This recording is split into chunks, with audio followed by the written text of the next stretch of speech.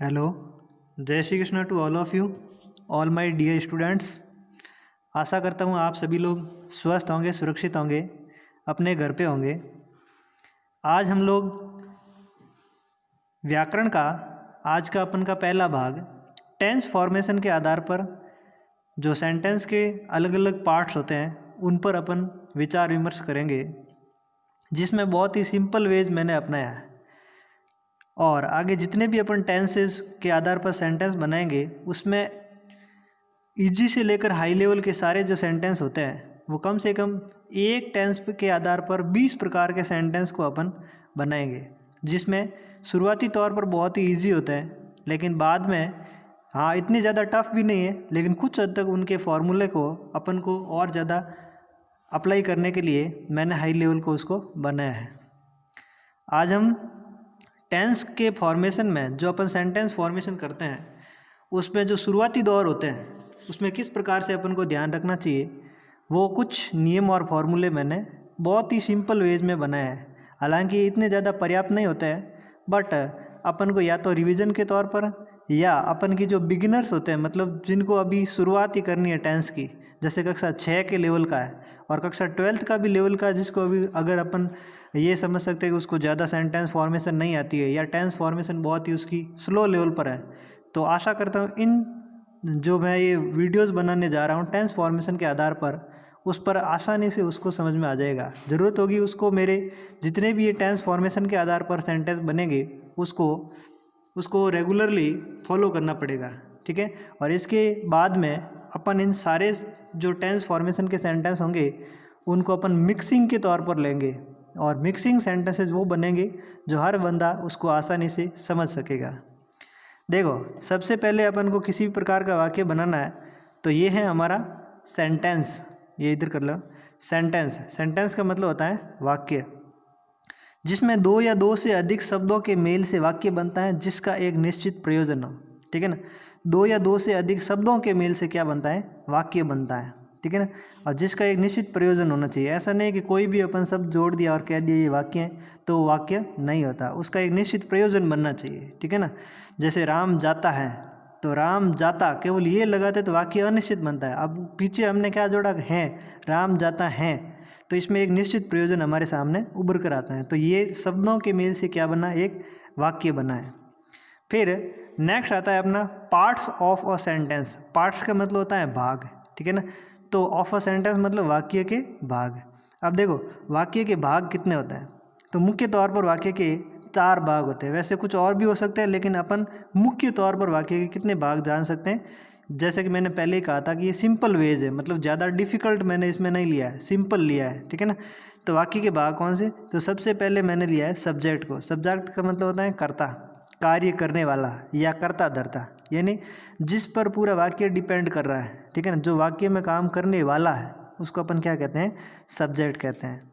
दूसरा है object. Object का मतलब होता है कर्म, यानी कर्ता का कार्य जिस पर आधारित है, ठीक है ना। कर्ता जो कार्य कर रहा है वो नहीं, कर्ता का कार्य जिस पर आधारित है वो क्या होता है, ऑब्जेक्ट होता है। ये अपन जब सेंटेंस बनेंगे तो आपको आसानी से समझ में आ जाएगा कि कौन से ऐसे शब्द हैं जिस पर कर्ता का कार्य डिपेंड कर रहा है।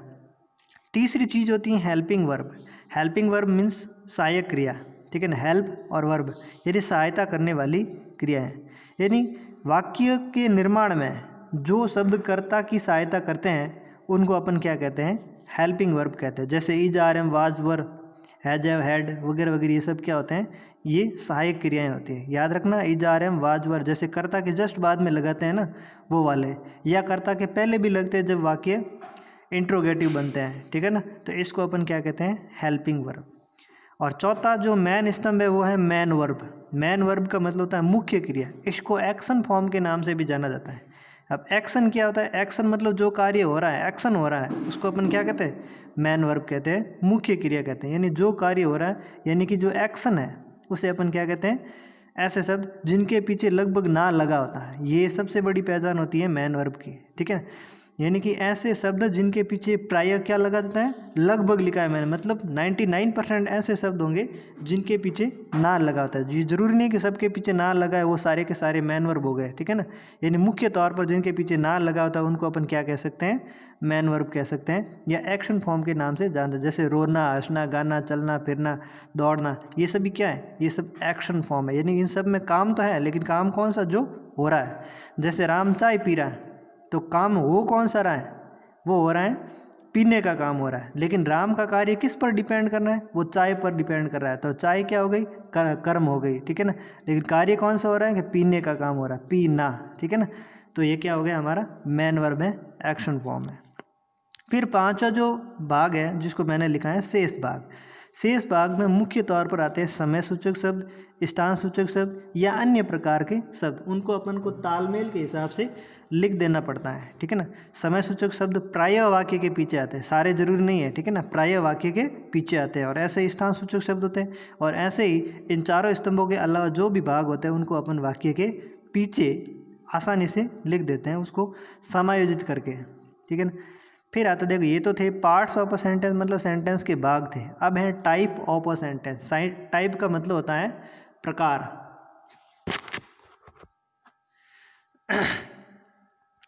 टाइप ऑफ अ सेंटेंस का मतलब हो गया प्रकार, ठीक है ना। तो प्रकार कितने हैं, तो एक वाक्य के मुख्य तो 4 प्रकार होते हैं, ठीक है ना। वैसे और भी होते हैं, एक्सक्लेमेंट्री वगैरह वगैरह बहुत सारे बनते हैं, लेकिन अपन अपने हिसाब से सिंपल वेज में कितने समझ सकते हैं, 4 प्रकार समझ सकते हैं। सिंपल सेंटेंस, जिसका मतलब होता है साधारण वाक्य, ठीक है ना। सिंपल सेंटेंस है साधारण वाक्य जिसमें सामान्य बात होती है, उसको अपन क्या कहते हैं, सिंपल सेंटेंस कहते हैं।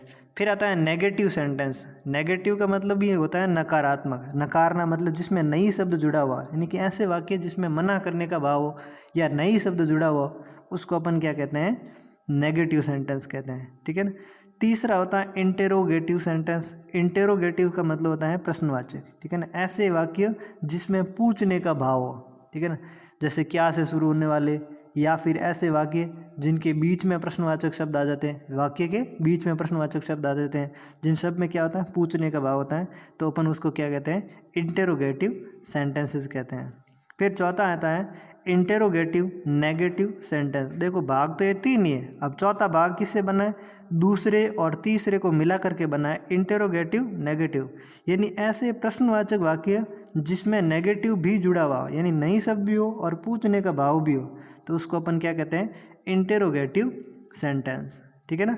अब देखो इसके सिंपल वेज में अपन, ये पहली बात है 4 प्रकार के वाक्यों को अपन को ध्यान में रखना चाहिए, समझ में रखना चाहिए। उसके बाद में नंबर आता है फॉर्मूले का, यानी कि इन चारों जो सेंटेंस है, जो टाइप ऑफ अ सेंटेंस है, इनके आधार पर फॉर्मूले कौन से बनते हैं। तो कोई भी प्रकार का अगर सिंपल टेंस है, ठीक है ना, सिंपल सेंटेंस है, तो उसका एक ही फॉर्मूला बनता है SHMO, जिसको अपन समो के नाम से जानते हैं। SHMO मतलब समो समझ सकते हैं, ठीक है ना, कोई भी सिंपल समो। अब आप सोचेंगे ये समो क्या होता है, तो S से हो गया सब्जेक्ट, S से हो गया HV, M से हो गया MV और O से हो गया ऑब्जेक्ट, और शेष भाग आप लोग जानते ही, ठीक है ना, सब्जेक्ट, HV, MV, ऑब्जेक्ट, ठीक है। फिर नंबर आता है कोई भी नेगेटिव। तो कोई भी नेगेटिव सेंटेंस अगर बनता है तो उसका फॉर्मूला बनता है सनमो। सनमो देखो SHNMO, सनमो, ठीक है ना। तो S से हो गया सब्जेक्ट, S से HV, N से नेगेटिव मतलब नॉट, ठीक है ना, और M से MV और O से ऑब्जेक्ट। देखो HV और मैन वर्ब जो होती है उनके बीच में आता है नॉट, ठीक है ना, प्रायः ध्यान रखना। बाकी कभी कभार हेल्पिंग वर्ब के अगर 2 भाग होते हैं तो उनके बीच में भी ये नॉट सब आ सकता है, लेकिन हमारा फॉर्मूला कहता है सनमो, ठीक है ना। आशा करता हूँ आपको ये सनमो समझ में आ गया होगा। फिर तीसरा नंबर आता है इंटेरोगेटिव सेंटेंस का, ठीक है ना।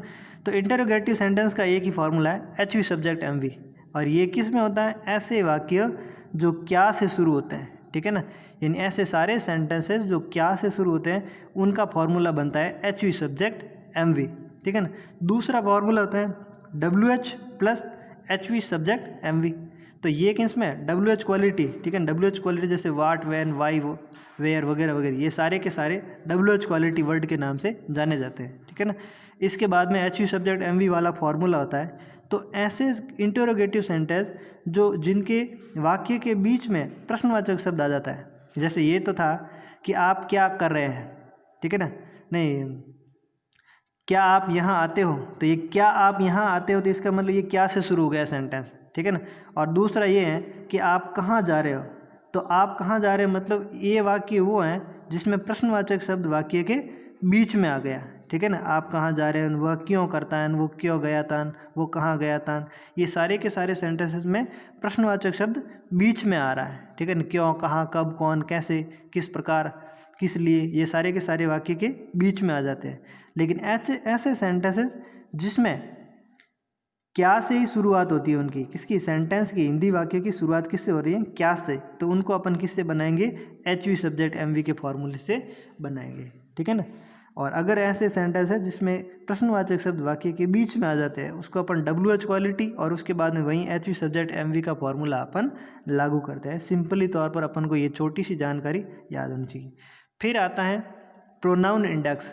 प्रोनाउन इंडेक्स को अपन कह सकते हैं इंग्लिश के ग्रामर की फाउंडेशन, यानी कि सबसे बड़ी चीज़ क्या है, प्रोनाउन इंडेक्स है, जो हर स्टूडेंट को आसानी से और अच्छी तरीके से याद होनी चाहिए। और अगर नहीं है तो इसका मतलब वो वाक्य निर्माण किसी भी प्रकार से नहीं कर सकता यानी कि उसकी इंग्लिश की सारी नींव ही कमज़ोर है। तो प्रोनाउन इंडेक्स आपके सामने है, बिल्कुल आसान भाषा में लिखी गई है, जिसमें देखो दो चीज़ ध्यान रखनी चाहिए, कौन सा पर्सन है और कौन सा रूप है। रूप तो 3 है, देखो सब्जेक्ट, ऑब्जेक्ट और पॉसेसिव केस, और पर्सन कितने, 3 है, जैसे फर्स्ट पर्सन, सेकंड पर्सन और थर्ड पर्सन है। तो कौन सा पर्सन और कौन सा रूप, ये दोनों चीज़ हमें आसानी से याद रखनी चाहिए। कम से कम 10 बार हमें याद नहीं होती है तो रटनी चाहिए। और वैसे तो याद करने का सबसे आसान तरीका है कि आप सुबह शाम 2-3 दिन तक इसको एक बार पढ़ करके बाद में आप इसको रुक जाइए, और उसके बाद में कभी कभार जब आप फ्री बैठो तो इसको रिवाइज कीजिए, ठीक है ना। दिन में 2-3 बार रिवाइज करोगे तो ये आपको आसानी से और अच्छी तरीके से याद हो जाएगी। तो पहला देखिए कैसे करते हैं, जैसे इसको पर्सन को बोलने की आवश्यकता नहीं, ये अपन समझेंगे। तो देखो फर्स्ट पर्सन में आई वाली और वी वाली लाइन आती है, सेकंड पर्सन में केवल यू वाली लाइन आती है, और थर्ड पर्सन में बाकी सारे जो शब्द बनते हैं वो इसके अंदर आ जाते हैं, ठीक है ना। तो फर्स्ट पर्सन के अंदर कौन सी आती है, तो subject, object, possessive case, I, me, my, we, us, our, you, your, he, him, his, she, her, it, its, they, them, their. देखो वापस बोलता हूँ मैं, ऐसे बोलना है और एक साथ में आपको क्या करना है, मेरे साथ में इसको याद करने की कोशिश करनी है, ठीक है ना, ताकि आगे से आपका किसी प्रकार का कोई झंझट ना रहे। अगर याद फिर भी ना होती तो आप अपने इस मोबाइल फ़ोन से स्क्रीनशॉट ले लेना और अपनी नोटबुक के अंदर इसको लिख देना, जितने भी मैंने रूल्स और ये इंडेक्स बताइए वो। और 100% कहता हूँ आपको, ये इंग्लिश का सबसे बड़ा बेस है, ठीक है ना। और आगे अपन जितने भी सेंटेंस बनाएंगे सब में इनकी ज़रूरत पड़ने वाली है। Subject, object, possessive case, I, me, my, we, us, our, you, your, he, him, his, she, her, it, its, they, them, their, ठीक है। तो आशा करता हूँ आप लोगों ने इसको अच्छी तरीके से रिवाइज किया होगा और आपको अच्छी तरीके से ये चीज़ याद हो गई होगी, ठीक है ना। वैसे तो टेंस फॉर्मेशन के बहुत ज़्यादा रूल्स होते हैं, जिसको अपन टेंस फॉर्मेशन की स्टार्टिंग में लिखवा लेते हैं, ठीक है ना। लेकिन इतने सारे रूल्स में आप लोग कंफ्यूज हो जाओगे। अगर आप फॉलो करोगे तो ये सारे के सारे रूल्स जब अपन सेंटेंस बनेंगे तो बीच में आ जाएंगे, अपन उसी समय उस पर चर्चा कर लेंगे, ठीक है ना। लेकिन इसका जो बेसमेंट है कि स्टार्टिंग में कितने आपको नॉलेज होना चाहिए, तो ये सारी की सारी जानकारी आपको अच्छी तरीके से होनी चाहिए। Thank you to all of you, धन्यवाद।